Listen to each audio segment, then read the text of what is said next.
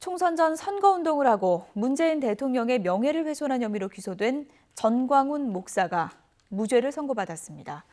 재판부는 표현의 자유는 민주사회의 근간이라면서 법을 엄격하게 적용해야 한다고 판단했습니다.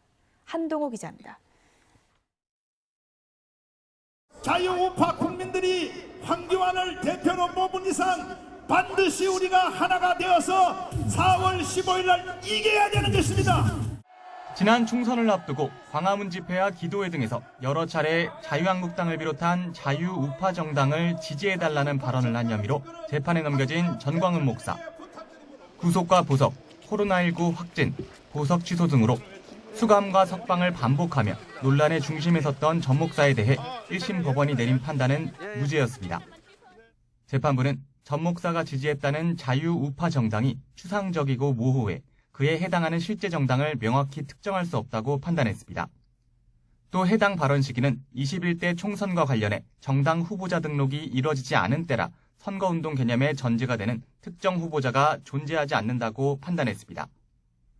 문재인은 평창 동계올림픽에서 대한민국의 간첩의 왕인 신영복을 내가 가장 존경하는 사상가라고 말했습니다. 이것은 간첩의 본체라고 하는 것입니다. 이 같은 발언으로 문 대통령의 명예를 훼손했다는 혐의에 대해서도 법원은 무죄로 판단했습니다. 간첩 발언의 경우 공적 인물인 문 대통령의 정치적 성향이나 행보를 비판하는 취지의 의견 표명이나 수사학적 과장으로 보일 뿐이라고 판단했습니다.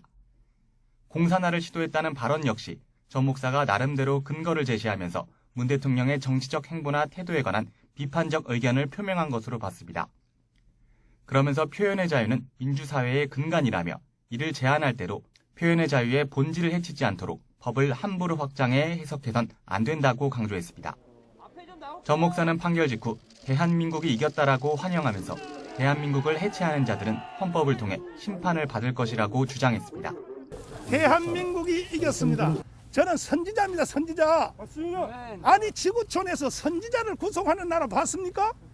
아니, 내가 말하는 말이 그래 조금 무리가 있다고 쳐도 한기총 대표회장을 구속하는 나라가 있습니까? 대한민국에.